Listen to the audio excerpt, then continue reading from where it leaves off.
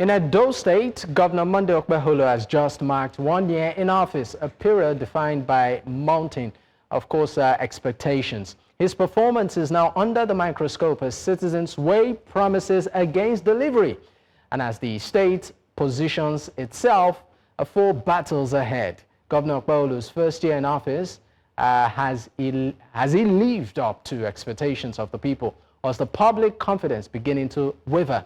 Now joining me to discuss this is Ogbeide Ifaluyi-Isibor, the Organizing Secretary of the People's Democratic Party at Edo State. I also have Bugie Okhuemoi, is the Special Advisor on Media and Publicity to the Edo State Governor. Gentlemen, thank you for your time. Thank you. Thank you for having us. Thank you very much. All right. Let me start with you, Mr. Ifaluyi-Ogbeide. Now, for you, I mean, this marks 1 year of the current administration in power. I mean, you're a member of the opposition, the People's Democratic Party. What would you say in terms of achievement, promises made, and delivery on ground? Well, thank you. Thank you again for having us.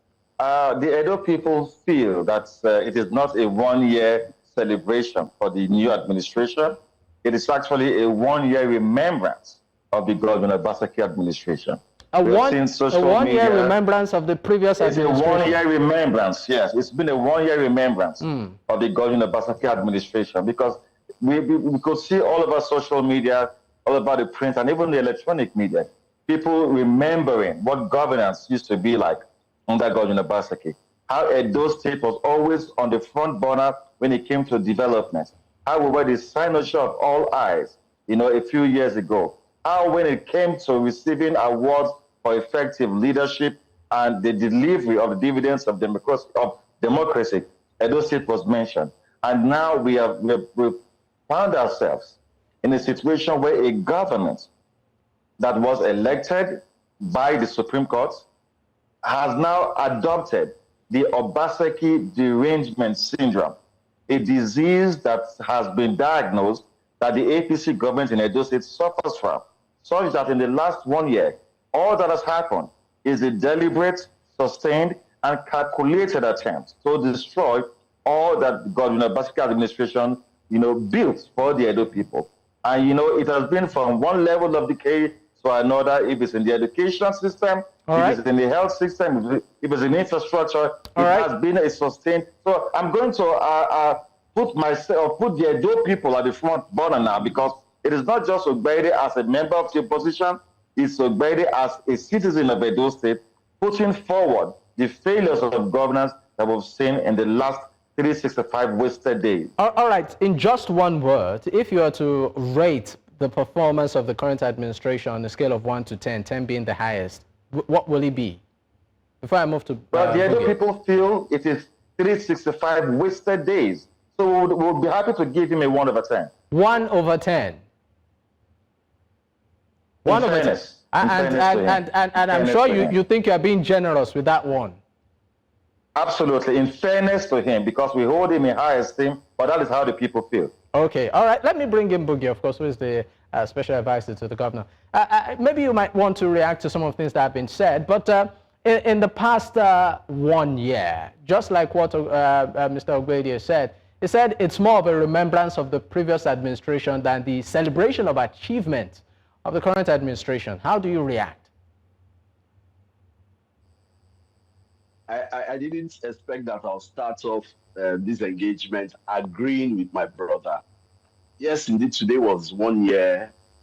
In addition to the celebration, it was 1 year of remembrance of the Obaseki government, in the sense that we remember what we were delivered from. We look at what has been achieved by this administration, and it's hard to believe that we actually lived under an administration for 8 years that had nothing to show for it. Today, people were reminded that at a time, the Sapele Road, which is a federal road, but which majority of Edo indigenes use, was totally gone. And when they cried to the government at that time, the government responded by putting a billboard on that road saying this is a federal government road and that the people should bear with them. Today, that road has been fixed with state government funds, of course, based on collaboration with the federal government, and people remember that somebody actually did that. Today, people remember that there was a time over 5,000 teachers were employed on ad hoc basis. They were doing the jobs of full-time teachers, but they were being paid peanuts by consultants that last administration, cohorted with at every point. Those teachers today have been absorbed into the state civil service and are earning the kind of wages that people who work in civil service should earn. Today, people remember that for years they cried that Ramat Park needed a flyover to ease transportation, to encourage the movement of goods and services coming from the southwest, going to the north and going to the south. They remember that for years they cried and nobody listened to them. But in 1 year, Governor Okpebholo has mounted the flyover there and is about 60% complete. People remember today that there was a time we had an administration that took billions from consultants. They basically rendered the civil service comatose. They brought in their corporate friends, with their briefcases from Lagos to come and, take over the full activities of the civil service, rendering career civil servants redundant, and taking away humongous sums of money in terms of kickbacks, consultancy fees. People remember that today when they saw how much Governor Obaseki had done. People remember the staff from College of Education, Okpebholo and Igwebe, who were disengaged, unceremoniously, and their benefits were not paid. Governor Okpebholo has paid. People remember today that there was a time a governor commissioned a half-completed hospital after demolishing the one that was serving people and saying that they were moving people should start going to the other one, which they had completed by just about 50%, but yet they commissioned it. Now Governor Okpebholo is paying the backlog of debts they left on that contract, about 7 billion, and is completing the hospital. So people remember that they came from that kind of terrible times. People remember that for years they lived under a government that was draconian, under a governor that was a dictator, that was a tyrant. But today they have a governor who's humble, who's people-oriented, a governor who's committed to the welfare of the people. People remember today that at a time they lived in a state where, they could barely see any major development, and the excuse always was that, funds and all of that. Today they are seeing a governor who's spending money, and they are beginning to ask, how come this governor is able to do so much, despite spending so much money? People are seeing a state, people are remembering today. Mr. Bugie, you've highlighted quite a couple of issues, but I just want to also confirm, because I know that we've had conversations on this program. The current administration is also requesting that, I call it government properties now, being kept by the previous administration be returned. Is that demand still valid? What was consistent in the last administration was an opaque style of government. Nobody knew what was going on in government. And it's consistent with governments that claim to be technocrats. Because they are, in quotes, technocrats, there's a tendency for them to, hide a lot of things. So there was a lot of, lack of transparency in the last government. There was a lack of due process. There was a lack of, following laid down standards. And of course, you remember there was an inconsistent transition between the last government and this government. So this government came in and is realizing that so many things were wrong in the past administration. Government properties were taken away by, if it was even by state actors, people within, but, consultants, non-state actors, foreign characters that came from different places. And the government is committed to ensuring that whatever belongs to Edo people, belongs to Edo people, is retrieved from those people. All right, I'll come back to you, Mr. Bugie. That's the commitment of the government. I'll come back to you, Mr. Bugie, just to give Mr. Ogbeide the right to respond to some of these strong allegations. Paul, I want to appeal to you for you to be very fair in this program and give equal time, for equal response. You were quick to cut me off, and you gave my brother on the other side so much time to spill lies to the Edo people. In all fairness, I didn't cut you off. Hold on, sir. No, that's not true. First of all, he made mention of Supply Road, and he said Supply Road has been fixed. And I want to ask him, which of the Supply Roads? Is it the one in Benin or the one somewhere in Jamaica? Because Edo people will hear him now, and they will be upset, because everybody knows that Supply Road is still in a very terrible state. It has not been fixed. That's number one. Number two, he made mention of Stella Obasanjo Hospital, how it was 60% completed. That is also a lie. Edo people know that apart from the specialist hospital that was built beside the old Central Hospital, Governor Obaseki had built the Stella Obasanjo Hospital, which the outpatient department was commissioned, And this government, they came in for over 11 months. It was locked down for no reason. Okpebholo, just 18 on God University, refused to open the hospital for the people to use. This administration, a few months ago, about 6-7 months ago, promised 500 naira monthly subvention to the AAU. They paid for 2 months, and it's been several months. AAU has not received a kobo from the Edo State government. This same government promised to have a bursary scheme for Edo Youth, 500 million naira. Nothing has happened to it. This same government inherited over 60 billion naira in state coffers and borrowed about 100 billion naira still. We don't know the whereabouts of the 100 billion naira. They told us that they were going to give us a list of the roads they were going to execute with the 100 billion. Till today, nothing has been heard. This government is the first government in the history of Nigeria to ascend above mediocre governance, where we're seeing the governor run away from initiating policies and programs that will benefit the state and is more worried about 2027. Were we not ashamed to read or to hear the governor tell his honorable commissioners that if you don't wear their Siwaju cap, you will not be allowed into the state ESCO? One would have thought that he would expect to have commissioners who are bringing fresh ideas, fresh vision on how to better the lot of the people, but the man is more bothered about the kind of cap you wear for ESCO meetings. The truth is this: the mind of a man is the standard of the man. And we cannot expect Governor Okpebholo to behave better than the way he thinks. We can easily understand the quality of his thoughts by what he sees. This is a man whose only concern is 3.5 million votes for Asiwaju Bola Ahmed Tinubu, where we're not even close to the elections yet. He has abandoned state governance. He's more worried about 2027 in his books. Mr. Ogbeide, just to also get this out of the way, as part of the responses you're given, the previous administration has also been accused of siphoning government property or public property. They claim that some properties that belong to the government were taken away and that contractors were paid some huge amounts that seem to be, have audit issues unaccounted for. How do you respond? I'm sorry. Is synonymous with. I'm sorry. Can you hold on to your response till we return from this break? I made to understand we need to go on a quick break. We'll be right back. You're still watching Politics HQ. I still have my guest with me. Now, before we went on that break, Mr. Ogbeide, I of course laid some questions to you that needed clarity. So in 30 seconds, at most 60, please respond. You've been listening to live, and I want to appeal to you. So for a second, put aside the lies that you've been listening to, and let us tell you the truth. There's no truth in the assumption or the narrative that there are some government properties in the hands of some people in the Basiki administration. That is total buffoonery. First of all, in the government that we serve, as commissioner, I did not even have an official car. No member of the ESCO had an official car purchased by Edo State government. So what properties are we asked to return? What properties exactly are they talking about? Whereas in this administration, the man has bought over 100 vehicles for politicians and for public office holders.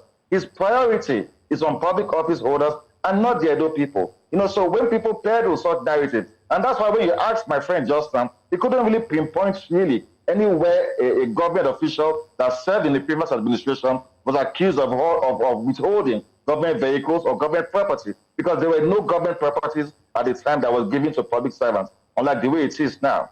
And so we want to appeal to the present Edo State government to ascend above the mediocre kind of leadership, the mediocrity in governance, where we are seeing hooligans and mental hobos travel with the governor wherever he's going, all for the purpose of building his self-esteem by shouting all kinds of things and hailing him, just so that the man can have some self-esteem, as though that will remind him that he's governor. We're coming from a situation where we had a governor Basaki, a quintessential scholar, who develop governance in such a way that the common man, the average politician, cannot understand. That is why he's talking about people coming as consultants. These same people have consultants that they pay for at the Proche Hospital in Benin, all paid by taxpayers' money, yet they talk about consultants. The teachers he talks about, We trained and we trained over 5,000 Edo State teachers.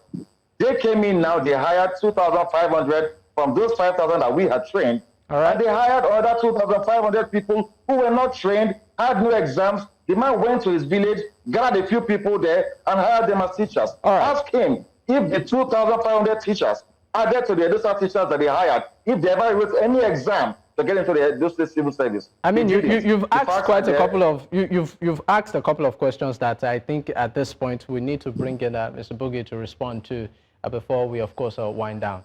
Your response to some of these claims.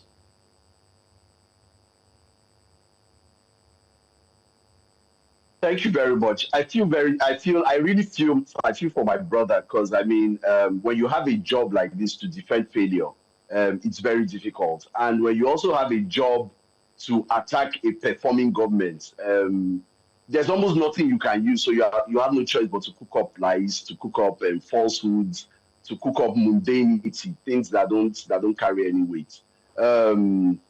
I don't know if he stays in Benin. I know he used to spend some time out of the country, but if he has moved to Benin, is he trying to look into the camera to say there's no work going on Sapele Road? I mean, top quality construction work. I mean, it's all over the news. Yesterday, the governor went on project inspection, and one of the places he went to, with a member of the PDP, Segun Showunmi, who came objectively to see what was going on.